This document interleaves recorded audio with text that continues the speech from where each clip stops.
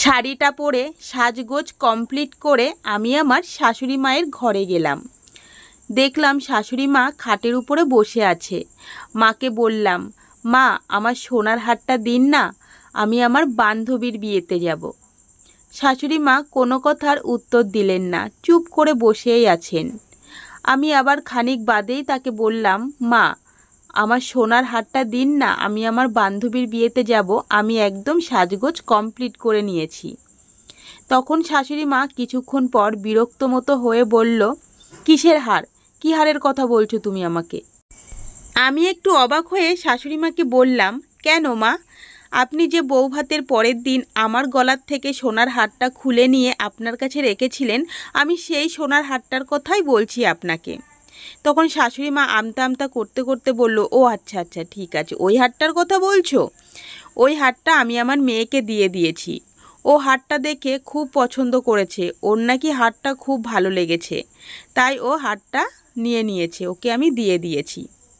তখন আমি অবাক হব কি, আমার এত কষ্ট লাগছে। তখন আমি শাশুড়ি মাকে বললাম, ওই হারটা ছিল আমার মায়ের শেষ স্মৃতি, ওই হারটাই আমার মায়ের স্মৃতি ছিল আমার কাছে, আপনি ওটা দিয়ে দিলেন মা, আমাকে জিজ্ঞাসাও করলেন না।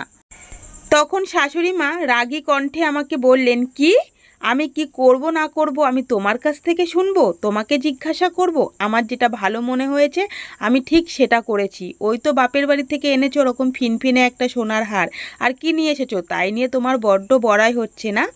আজকে তোমার হচ্ছে। এই বলে আমি তো কাঁদতে কাঁদতে আমার রুমে চলে আসলাম। আসার পরে সমস্ত শাড়ি গয়না সব সাজগোজ খুলে ফেলে দিলাম।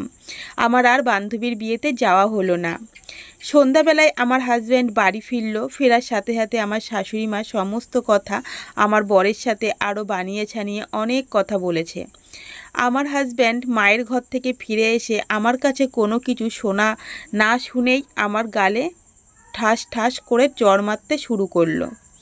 আমি চুপচাপ সহ্য করলাম, আমি কিছু বললামই না, কোনো কিছু প্রতিবাদই করলাম না। সেদিন রাতে আমি খুব কান্নাকাটি করেছিলাম এবং রাতের খাবারও আমি খাইনি।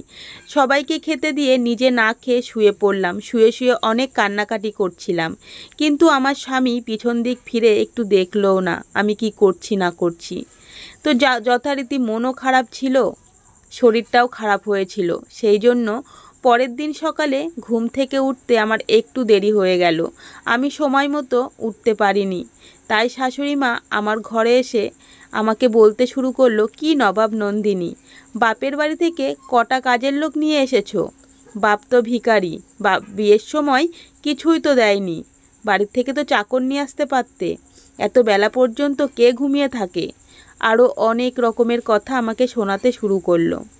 আমি তখন হুড়মুড় করে ঠেলে উঠে বললাম, মা কাল রাতে আমার শরীরটা খুব খারাপ ছিল, তাই আমার ঘুম থেকে উঠতে একটু দেরি হয়ে গেছে। ঠিক আছে, কোনো সমস্যা নেই, আমি তাড়াতাড়ি করে সকালের জলখাবার বানিয়ে দিচ্ছি। তখন শাশুড়ি মা নিজের ঘরে চলে গেলেন। আমার স্বামী এই সমস্ত কথা সব দাঁড়িয়ে দাঁড়িয়ে শুনল, কিন্তু কোনো প্রতিবাদ করল না। বুক ফেটে তখনও কান্না আসছিল, কিন্তু না কেঁদে তাড়াতাড়ি করে সবার জন্য নাস্তা তৈরি করছিলাম। সেই ঘটনার কিছুক্ষণ পর দেখলাম আমার ননদ লেগিসপত্র গুছিয়ে ব্যাগ ঠ্যাগ নিয়ে চলে এসেছে। আমার শাশুড়ি মাকে দেখে সে জড়িয়ে খুব কান্না জুড়ে দিয়েছে। মা আমি আর স্বামীর সংসার করব না, আমি আর ওই বাড়িতে ফিরে যাব না। আমার শাশুড়ি মা কথায় কথায় আমাকে ভিখিরির মেয়ে বলে। বিয়ের সময় তোমরা আমাকে এত কিছু দিয়েছে, তা ওনাদের পোষাচ্ছে না, আমাকে নাকি তোমরা কিছুই দাওনি। আরও অনেক রকমের বাজে বাজে কথা আমাকে বলতে শুরু করেছে, যা নয় তাই বানিয়ে ছানিয়েও বলছে। আর এদিকে তোমাদের জামাই আমার গায়ে হাত তুলেছে। এই কথাটা শুনে আমার হাজব্যান্ড প্রচণ্ড রেগে গেল। কি না, আমার বোনের গায়ে তার বোনাই হাত তুলেছে? এত বড় সাহস তার, আমি দেখছি। তখন আমি আর রাগ কন্ট্রোল করতে পারলাম না। ওনাদের কথাবার্তা শুনে তখন আমি উত্তর দিতে বাধ্য হলাম যে, দেখো ননদিনী, শ্বশুর বাড়িতে থাকতে গেলে অনেক কিছু সহ্য করতে হয়, এই সমস্ত কথাবার্তা অত গায়ে লাগাতে নেই। তখন আমার শাশুড়ি মা বলল, তোমাকে বেশি কথা বলতে হবে না, বেশি বুঝে গেছো নাকি তুমি?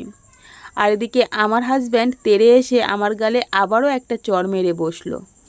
আমার বোনের গায়ে হাত দিয়েছে, তোমার বোন হলে তুমি বুঝতে পারতে। তখন আমি ভাবলাম, বাহ, এ কি বিচার তোমাদের, তাই না?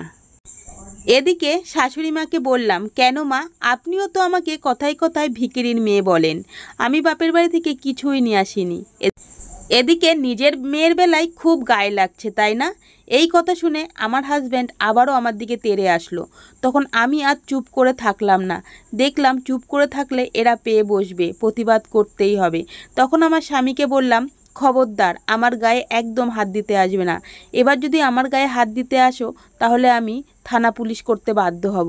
তাতে শোনার পর দেখলাম আমার শাশুড়ি মা আর আমার হাজব্যান্ড একটু দমন হয়ে গেল।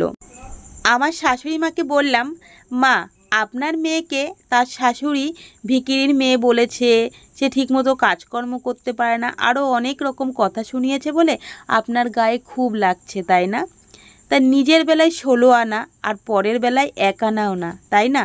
আর এদিকে হাজব্যান্ডকেও বললাম যে তুমি যখন আমার গায়ে হাত তোলো তখন কোনো অসুবিধে হয় না, তুমি কারণে অকারণে আমাকে প্রত্যেক দিন মারো, তখন কোনো অসুবিধে হয় না। এদিকে নিজের বোনের গায়ে বোনায় হাত দিয়েছে দেখে খুব কষ্ট হচ্ছে, তাই না? এটা নিজের বোন, তাই না? আর তুমি আমাকে কারণে অকারণে রোজই মারো, কই এবেলায় কি পরের মেয়ে, তাই?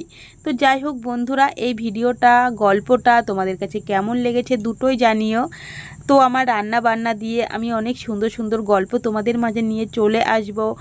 আজকে এই পর্যন্তই, ভালো থাকবে, সুস্থ থাকবো, টাটা। আর ভিডিও কেমন হয়েছে অবশ্যই তোমরা কমেন্ট করে জানাতে